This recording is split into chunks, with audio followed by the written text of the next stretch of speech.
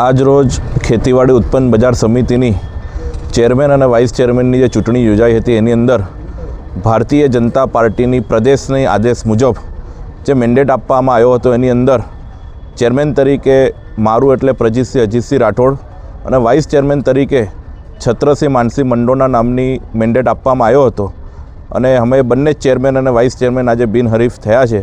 અમારા સૌ ડિરેક્ટરોનો, અમારી સહકારી મંડળીના જેટલા પણ આગેવાનો છે, ખેડૂત મિત્રોનો અમે ખૂબ ખૂબ આભાર માનીએ છીએ કે જો વર્ષોથી ખેડૂત મિત્રો ભારતીય જનતા પાર્ટીની પડખે રહ્યા છે અને રહેવાના છે।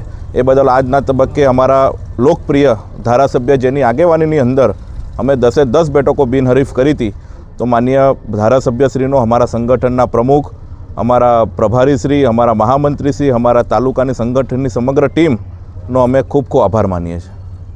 આજ રોજ ગરબાડા એપીએમસીની ચેરમેન વાઇસ ચેરમેનની ચૂંટણી હતી।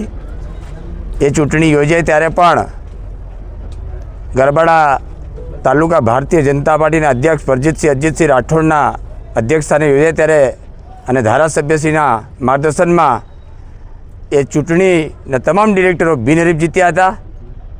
આજે સરકાર દ્વારા ચેરમેન વાઇસ ચેરમેનની ચૂંટણી કરવામાં આવી ત્યારે એ જ આખા ગરબાડા તાલુકાના તમામ ડિરેક્ટરોના સાથ સહકારથી અને ભારતીય જનતા પાર્ટીએ આપેલા મેન્ડેટથી ગરબાડા એપીએમસીની અંદર ચેરમેન તરીકે શ્રી પ્રજીતસિંહ અજીતસિંહ રાઠોડ બિનહરીફ ચૂંટાયા છે અને વાઇસ ચેરમેન તરીકે છત્રસિંહ માનસિંહ મંડોળ વાઇસ ચેરમેન તરીકે ચૂંટાયા છે। આ ગરબાડા તાલુકાની અંદર તમામ ડિરેક્ટરોને અને ચેરમેન વાઇસ ચેરમેનને ખૂબ ખૂબ શુભેચ્છાઓ પાઠવીએ છીએ। જે રીતે તાલુકા પંચાયતમાં પણ 15 સભ્યો ચૂંટાયા હતા અને 21 સભ્યોનો મત મળ્યા હતા અને જે રીતે એપીએમસી બિનહરીફ થઈ છે, ગરબાડા તાલુકો સૌનો સાથ, સૌના વિકાસ, નરેન્દ્રભાઈ મોદીના વિકાસના મંત્ર સાથે વિકસિત ભારત સંકલ્પ 2047નું જે સપનું છે એ પ્રમાણે ચાલી ગયું છે। એ જ બતાવે છે આવનારી વિધાનસભાની અંદર કોંગ્રેસને આપના પણ સુપડા સાફ થઈ જશે, કારણ કે ગરબાડા તાલુકો એક થઈ ગયો છે, ભારતીય જનતા પાર્ટીની સાથે ખભે તે ખભા મિલાવીને ચાલી રહ્યું છે।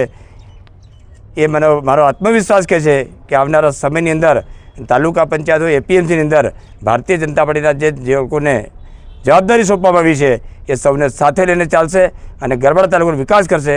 ભારત માતા કી જય, વંદે માતરમ, જય જય ગરી ગુજરાત।